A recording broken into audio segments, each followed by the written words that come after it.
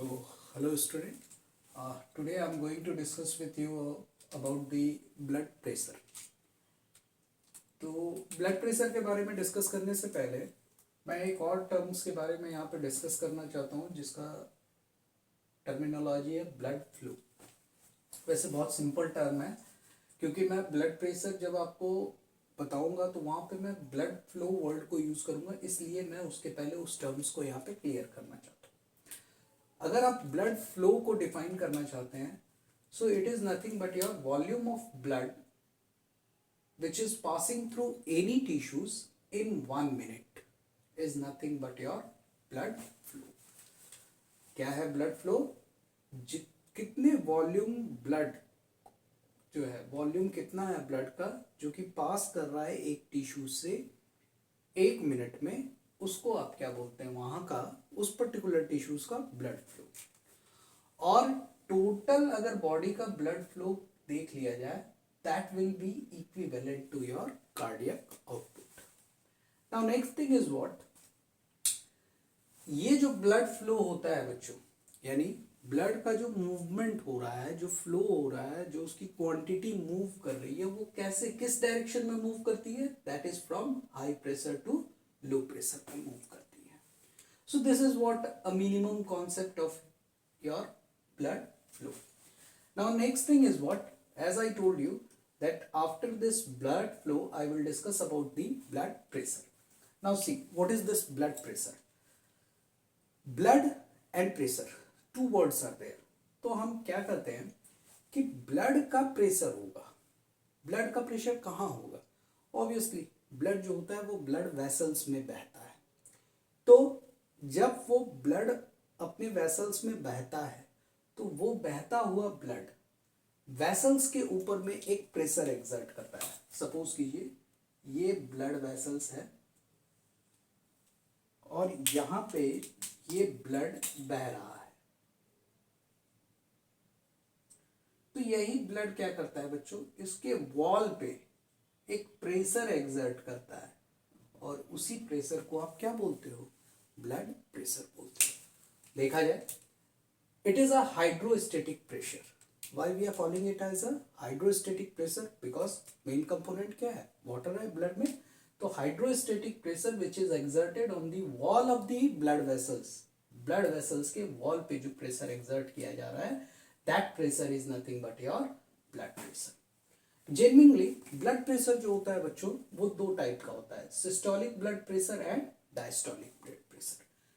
Systolic या diastolic कोई भी आप ब्लड प्रेशर लीजिएगा तो वो किस प्रेशर के बारे में बता रहा है? बेसिकली वो बताता है आर्टीरियल प्रेशर के बारे में। जब वेंट्रिकल्स में कॉन्स्ट्रिक्शन होता है, जिसको कि आप सिस्टोल कहते हैं, उस समय में आर्टरीज के ऊपर में जो हाईएस्ट प्रेशर होता है बच्चों, उसी को आप क्या बोलते हो? सिस्टोल बोलते हो। आर्टरीज के ऊपर में जो हाईएस्ट प्रेशर होता है, कब? ड्यूरिंग सिस्टोल, तो उसको आप क्या बोलते हो? Systolic blood pressure. And that is almost around 110 to 120 milli mm of Hg. Now next thing is what? Again this diastolic pressure. Diastolic pressure क्या है? ये भी एक आर्टेरियल प्रेशर है। आर्टेरियल प्रेशर, लेकिन कैसा है ये? लोएस्ट वैल्यू है। व्हेन, कब? जब डायस्टोल होता है, यानी जब लेफ्ट वेंट्रिकल रिलैक्स्ड कंडीशन में आता है, उस समय में जो मिनिमम प्रेशर होता है, जो लोएस्ट प्रेशर होता है आर्टरीज के ऊपर में, उस प्रेशर को आप क्या बोलते हो? Diastolic blood pressure. और डायस्टोलिक ब्लड प्रेशर का जो वैल्यू होता है बच्चों, वो होता है 70 to 80 mm of Hg। इसके अलावा कभी कभी टर्मिनोलॉजी जो आपको मिलता है, that is your mean arterial pressure. Word पकड़िएगा, मीन आर्टेरियल प्रेशर, यानी आर्टरी का प्रेशर होगा जो कि मीन होगा। मीन बोले तो नॉर्मल एक एवरेज प्रेशर। देखिए मैंने लिखा है एवरेज आर्टेरियल प्रेशर, तो ये एवरेज आर्टरी में प्रेशर बना रहना है। तो ये अगर आपको कैलकुलेट करना है बच्चों मीन आर्टेरियल प्रेशर को, तो आप diastolic blood pressure plus 1/3 bracket में systolic minus diastolic blood pressure. आपको मालूम है डायस्टोलिक ब्लड प्रेशर कितना हो रहा है? लगभग 70 के बराबर हो रहा है। तो ये 70 ले लिया, 1/3 अगेन अंदर में 110 या -70 कर दिया। तो ये ऑलमोस्ट अराउंड जो होता है वो 83 mm ऑफ Hg होता है। ये on an average normal pressure होता है जो कि आर्टरीज में जेन्युइनली होता है। अब नेक्स्ट थिंग इज व्हाट कि ये प्रेशर जो है एरोटा में सबसे ज्यादा होता है। क्यों? क्योंकि भाई एरोटा जो है वो रूट है वहां पे, तो एरोटा से फिर आर्टरीज में ये प्रेशर थोड़ा कम जाता है, आर्टरियोल्स में ये प्रेशर और कम जाता है, कैपिलरीज में और कम जाता है, वेन्यूल्स एंड वेन्स में ये धीरे धीरे डिक्रीज करते जाता है। प्रेशर डिक्रीज कर रहा है, क्यों? Because distance from the left ventricle is increasing. तो जो पार्ट यानी एरोटा जो कि लेफ्ट वेंट्रिकल के बिल्कुल नजदीक है वहां पे प्रेशर जो होता है वो ज्यादा होता है। Now next thing is what, इस ब्लड प्रेशर का रेगुलेशन कैसे होता है? रेगुलेशन का मतलब क्या होता है? सपोज कीजिए नॉर्मल कंडीशन है, आपने ब्लड प्रेशर नापा 120/80 mm ऑफ Hg। देखिए एक चीज और बता देता हूँ, बुक्स या डिफरेंट स्टैंडर्ड्स के हिसाब से 120/80 mm ऑफ Hg जो है ये आपका ब्लड प्रेशर है इंडियन बेस्ड या एशियन बेस्ड जगहों का। ब्लड प्रेशर में वेरी कर सकता है, जब आप डिफरेंट रीजन्स में जाते हैं तो वहाँ पे ब्लड प्रेशर वेरी कर सकता है। तो वो कई चीज़ों पे डिपेंड करता है, जैसे कि इसके पहले वाले वीडियो में मैंने बताया था कि कैसे कार्डियक आउटपुट जो है वो हार्ट रेट और स्ट्रोक वॉल्यूम इन सब का रिलेशन वो कैसे रेगुलेट हो रहा है, हार्ट रेट कैसे रेगुलेट हो रहा है, स्ट्रोक वॉल्यूम कैसे रेगुलेट हो रहा है। तो उसमें टेम्परेचर, एज, इन सब फैक्टर्स के बारे में मैंने डिस्कस किया है। आप एक बार वो वीडियो देखेंगे तो वो ज़्यादा क्लियर होगा। तो यहाँ पे क्या है, रेगुलेशन ऑफ ब्लड प्रेशर मैं समझा रहा था। रेगुलेशन ऑफ ब्लड प्रेशर का मतलब क्या होता है बच्चों कि सपोज कीजिए कई बार ऐसा कंडीशन होता है कि आपका ब्लड प्रेशर बढ़ जाता है, कई बार ऐसा होता है कि आपका ब्लड प्रेशर नॉर्मल जो है वो नॉर्मल स्टेज में रहा, कई बार नॉर्मल से बिलो आ जाता है। तो जब हाई हुआ तो वो वापस अपने कंडीशन पे लाया गया, जब लो हुआ तो भी वो वापस अपने नॉर्मल कंडीशन पे लाया गया। यानी some factors are there which is controlling, which is regulating this blood pressure. जैसा कि हम होम्योस्टेसिस में कहते हैं, हमने होम्योस्टेसिस में पॉजिटिव फीडबैक मैकेनिज्म पढ़ा है, नेगेटिव फीडबैक मैकेनिज्म पढ़ा है। इसका मतलब बॉडी कहीं ना कहीं उसको कंट्रोल कर रहा है, उसको रेगुलेट कर रहा है। तो यहाँ पे ब्लड प्रेशर को रेगुलेट करने वाले कौन कौन से फैक्टर्स हैं वो अपने को डिस्कस करना है। तो ब्लड प्रेशर को रेगुलेट करने वाले 3 इंपॉर्टेंट फैक्टर्स हैं बच्चों। पहला है बैरो रिफ्लेक्स मैकेनिज्म, बैरो रिफ्लेक्स मैकेनिज्म। दूसरा है रेनिन एंजियोटेंसिन सिस्टम, और तीसरा है रिलीज ऑफ लोकल हार्मोन। इसके अलावा कुछ और भी हार्मोन हैं जो कि ब्लड प्रेशर को कंट्रोल करते हैं। तो एक एक करके हम इस तीनों चीज को देखेंगे और इसके अलावा कुछ है तो वो भी देखेंगे।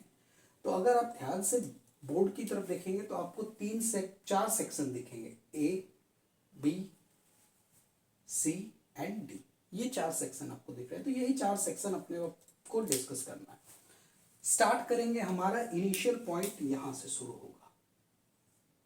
ठीक, तो हम यहां से शुरू कर रहे हैं। किसी कारण से मान लीजिए कि आपके ब्लड प्रेशर में फॉल आया, there is fall in the blood pressure. Blood pressure किसी भी कारण से लो हो गया।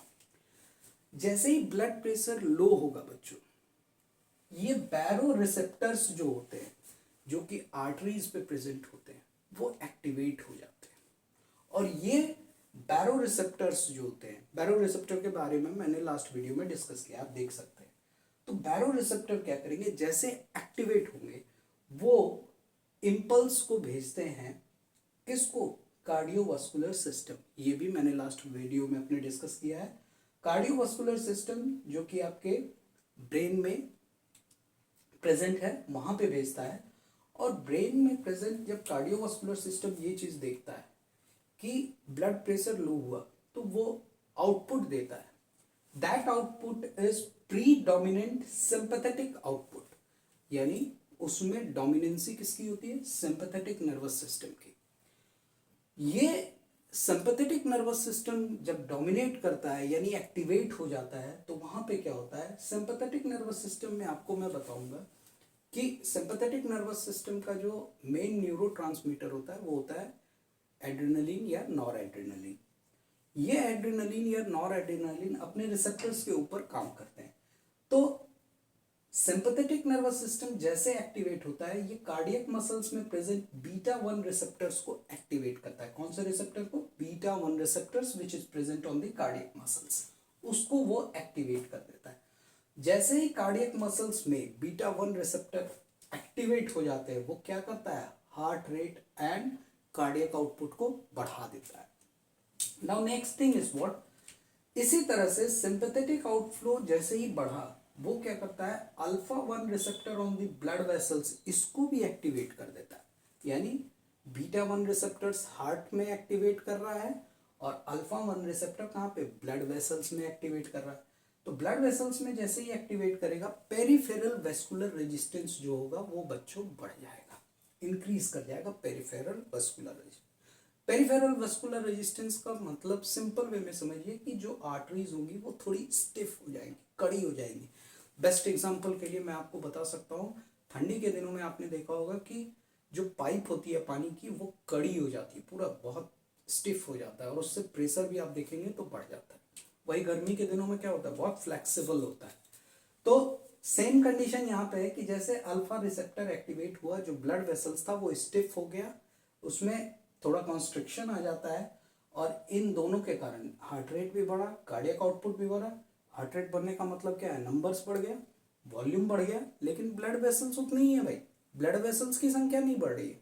तो वॉल्यूम जब बढ़ जाएगा और वेसल्स की जो नंबर है वो उतना ही है तो क्या होगा? वेसल्स के ऊपर प्रेशर क्या होगा? एग्जर्ट होगा और ये क्या करेगा? ब्लड प्रेशर को बढ़ा देगा। Now next, what is the second mechanism?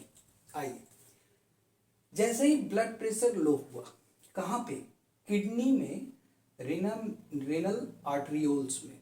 तो किडनी में जब उसके आर्टरियोल्स में जैसे ही प्रेशर लो होता है तो वहाँ पे आपने पढ़ा होगा किडनी में जक्स्टाग्लोमेरुलर एपेरेटस होता है। वो जक्स्टाग्लोमेरुलर एपेरेटस के बीटा 1 रिसेप्टर्स जो होते हैं वो एक्टिवेट हो जाते हैं, जिसके कारण क्या होता है? जक्स्टाग्लोमेरुलर सेल्स जो होते हैं वो एक केमिकल को रिलीज करता है, that is your renin, which is generated from prorenin. तो ये रेनिन जब रिलीज किया जाता है, ये रेनिन क्या करेगा? एंजियोटेंसिनोजन के ऊपर एक्ट करता है। ये एंजियोटेंसिनोजन जो है उसको कन्वर्ट कर देता है किसमें? एंजियोटेंसिन 1 में। ये एंजियोटेंसिन 1 फिर कन्वर्ट हो जाता है एंजियोटेंसिन 2 में।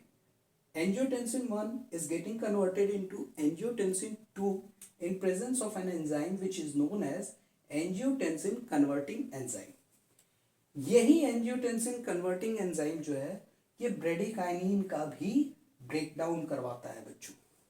ठीक, अभी फिलहाल ये समझिएगा कि ये एंजियोटेंसिन कन्वर्टिंग एंजाइम जो है एंजियोटेंसिन 1 को कन्वर्ट कर रहा है एंजियोटेंसिन 2 में। Now main product is your angiotensin 2। यही एंजियोटेंसिन 2 जब फॉर्म कर जाता है बच्चों तो ये अपने रिसेप्टर के ऊपर काम करता है और उस रिसेप्टर का नाम है एंजियोटेंसिन 2 रिसेप्टर। कौन सा? Angiotensin 2 receptor. यही एंजियोटेंसिन 2 रिसेप्टर कहाँ कहाँ पे है? तो ब्लड वेसल्स पे है और एड्रिनल मेड्यूला पे। एड्रिनल मेड्यूला पे ब्लड वेसल्स पे जो एंजियोटेंसिन 2 रिसेप्टर है जब ये एक्टिवेट हो गया एंजियोटेंसिन के कारण तो यहाँ पे क्या हुआ? अगेन ब्लड वेसल्स जो है उसका पेरिफेरल वेस्कुलर रेजिस्टेंस बढ़ जाएगा और जैसे ही ब्लड वेसल्स का पेरिफेरल वेस्कुलर रेजिस्टेंस बढ़ा ब्लड प्रेशर क्या होगा? बढ़ जाएगा। Now next thing is what? Adrenal medulla में जैसे एक्टिवेशन हुआ एंजियोटेंसिन 2 रिसेप्टर का, यहाँ पे क्या होगा? एड्रिनल मेड्यूला जो होती है वो सोडियम का और वाटर का रिटेंशन करवाता है। किसका करवाता है? सोडियम का और वाटर का रिटेंशन करा रहा है। इसके कारण क्या हो रहा है? जैसे सोडियम और वाटर ब्लड में रह गए, यानी रिटेंशन का मतलब क्या है कि वो एक्सक्रीट नहीं होंगे, वो बॉडी में ही रह जाएंगे। जैसे ही रह गए बॉडी में ही अंदर की तरफ रह गए, उसका रीएब्जॉर्प्शन हो गया तो वो वापस ब्लड में दे दिया गया। तो सोडियम भी दे दिया गया और वाटर भी दे दिया गया। तो क्या हो गया? अब वॉल्यूम बढ़ेगा, तो यहाँ पे ब्लड वॉल्यूम इंक्रीज हुआ, ब्लड वॉल्यूम अगर बढ़ गया तो कार्डियक आउटपुट बढ़ जाएगा, और जैसे ही कार्डियक आउटपुट होगा तो ब्लड प्रेशर क्या होगा, बढ़ जाएगा। Now third thing is what, एक पॉइंट और यहाँ पे ध्यान दीजिएगा कि इस रेनिन का सिक्रीशन एक तो हुआ कि रीनल आर्टरियोल्स में प्रेशर कम हुआ तब हुआ, दूसरा और कब होता है, जब डिस्टल कन्वोल्यूटेड ट्यूब्यूल्स, आप पढ़ेंगे जब किडनी के पार्ट्स को पढ़ेंगे, नेफ्रॉन के पार्ट्स को पढ़ेंगे, तो वहां पे आपको डीसीटी बताया जाएगा, डिस्टल कन्वोल्यूटेड ट्यूब्यूल्स, जब वहां पे सोडियम का कॉन्सेंट्रेशन कम होता है तो भी रेनिन का सिक्रीशन होता है बच्चों। या बीटा 1 जो रिसेप्टर है वो एक्टिवेट किया जाता है या तो नॉरएपिनेफ्रिन के द्वारा, नॉरएपिनेफ्रिन किसका न्यूरोट्रांसमीटर, सिंपैथेटिक नर्वस सिस्टम का, तो उसके एक्टिवेशन से, या प्रोस्टाग्लैंडिन I2 अगर ये भी रिलीज हो रहा है, प्रोस्टाग्लैंडिन भी रिलीज हो रहा है, तो उसके कारण भी क्या होता है, रेनिन का सिक्रीशन जो है जुक्स्टाग्लोमेरुलर सेल्स के द्वारा बढ़ा दिया जाता है। अब क्या है, ये मैकेनिज्म क्लियर हो गया। थर्ड जो हमारा मैकेनिज्म था क्या, release of local hormone, blood vessels, local hormones क्या है कि वो लोकली एक्ट करते हैं बच्चों। तो ब्लड वेसल्स के ऊपर में जो ब्लड वेसल्स में जो अंदर की तरफ सेल्स होते हैं वो क्या करते हैं, कुछ लोकल हार्मोन्स को रिलीज करते हैं। तो वेस्कुलर एंडोथेलियम जो उसकी लाइनिंग है अंदर की तरफ, वो क्या रिलीज करती है, नाइट्रिक ऑक्साइड या एंडोथेलिन को रिलीज करती है। जब वो नाइट्रिक ऑक्साइड को रिलीज करती है बच्चों, तो ये क्या कॉज करता है, वैसो डायलेशन, ये ब्लड वेसल्स को डायलेट कर देता है।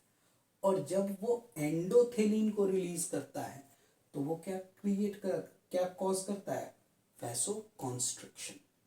तो सपोज कीजिए वहां ब्लड प्रेशर डिक्रीज है तो यहाँ क्या होगा, एंडोथेलिन का सिक्रीशन होगा, और ये एंडोथेलिन वैसो कॉन्स्ट्रिक्शन मैकेनिज्म के थ्रू क्या करेगा, ब्लड प्रेशर को बढ़ा देगा। नाउ नेक्स्ट फोर्थ जो था वो क्या था कि कुछ और भी हार्मोन्स हैं, जैसे आपने नाम सुना होगा vasopressin, it is an anti diuretic hormone. ये एंटी डायूरेटिक हार्मोन क्या करा रहा है, ये भी ब्लड प्रेशर को इंक्रीज करता है, यानी डायूरेसिस बोले तो सोडियम और वाटर का जो लॉस हो रहा था उसको ये रोक देगा, यानी सोडियम और वाटर बॉडी में ही रह जाएंगे, उनका रीएब्जॉर्प्शन होगा, वापस वो ब्लड को भेज दिए जाएंगे, वॉल्यूम बढ़ेगा। अगेन ये प्रोसेस आ जा रहा है, ब्लड का वॉल्यूम बढ़ा, कार्डियक आउटपुट बढ़ा, और जिसके कारण क्या होगा, ब्लड प्रेशर बढ़ा दिया जाएगा। तो ये तो हो गया कि ब्लड प्रेशर कैसे रेगुलेट किया जाता है। मैं फिर से एक ब्रीफ आपको बता रहा हूँ। एक आपको बैरो रिफ्लेक्स मैकेनिज्म बताना है। भाई बैरो रिफ्लेक्स क्या है, ब्लड वेसल्स, उसके ऊपर में बैरो रिसेप्टर्स हैं। बैरो रिसेप्टर्स बेसिकली आर्टरीज वगैरह पे प्रेजेंट हो रहे हैं, तो जैसे ही प्रेशर डाउन हुआ ये बैरो रिसेप्टर इम्पल्स को भेजेंगे, कहाँ भेजेंगे, कार्डियोवास्कुलर सेंटर में, वहां से सिंपैथेटिक एक्टिवेशन होगा, सिंपैथेटिक नर्वस सिस्टम को एक्टिवेट करवाया जाएगा, B1 रिसेप्टर एक्टिवेट हो जाएगा हार्ट के ऊपर, एंड अल्फा 1 रिसेप्टर एक्टिवेट होगा ब्लड वेसल्स के ऊपर।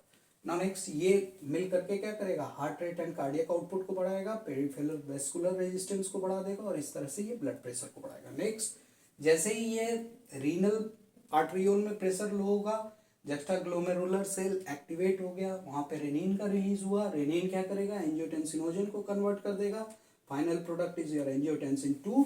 ये एंजियोटेंसिन 2 AT2 रिसेप्टर के ऊपर काम करेगा, और ये ब्लड वेसल्स के में क्या करेगा, पेरिफेरल वेस्कुलर रेजिस्टेंस को बढ़ाएगा, बीपी को बढ़ाएगा।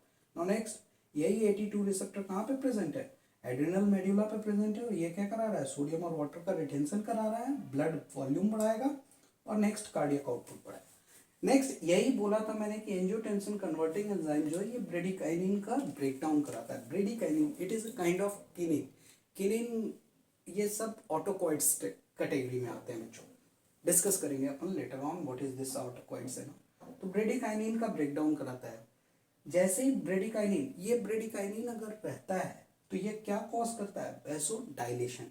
तो अगर आप ब्रेकडाउन इसका करा देंगे तो वैसोडाइलेशन इफेक्ट क्या होगा, खत्म हो जाएगा, यानी वहां पे वैसो कॉन्स्ट्रिक्शन होगा, और वैसो कॉन्स्ट्रिक्शन जहां हुआ तो ब्लड प्रेशर क्या होगा, बढ़ जाएगा। नाउ नेक्स्ट पॉइंट आते हैं, यहां पे थोड़ा सा आ जाते हैं इस सेक्शन में। कई बार क्या होता है बच्चों, क्वेश्चंस एक टर्मिनोलॉजी है पल्स, पूछा जाता है कि what is this pulse. Pulse जो होता है it is nothing but alternate expansion and recoiling of elastic arteries. आप जनरली क्या करते होंगे भाई, लेफ्ट साइड के हैंड को लिया और यहाँ पे थंब के साइड में आप इस एरिया को प्रेशर से दबा करके देखते हैं और वहाँ पे आप फील करते हैं, तो वहाँ पे आपको थोड़ा सा फैलाव और सिकुड़ाव मिलता है। वो क्या है, इलास्टिक आर्टरीज में अल्टरनेट एक्सपेंशन एंड रिकॉइलिंग का मैकेनिज्म है। ये क्यों हुआ? It is because of what, your left ventricles का जो सिस्टोल और डायस्टोल हो रहा है उसके कारण होता है। और यही क्या करता है, एक ट्रैवलिंग प्रेशर वेव को क्रिएट करता है जिसको कि आप क्या कहते हो, पल्स कहते हो। So pulse is nothing but a travelling pressure wave which is created by alternate expansion and recoiling of elastic arteries. Now next point is what, क्या होता है पल्स? जनरली पल्स जो होता है that is your 70 to 80 beat per minute. कितना होता है? 70 to 80 beats पर मिनट।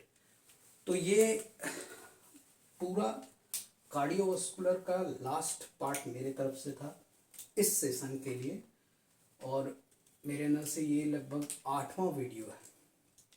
ये पूरे 8 वीडियोस को आप जब एक बार में देखेंगे या एक पर्टिकुलर टाइम में देखेंगे तो आपका कार्डियोवास्कुलर सिस्टम का मैक्सिमम कॉन्सेप्ट, जो बेसिक कॉन्सेप्ट है, वो क्लियर हो जाएगा।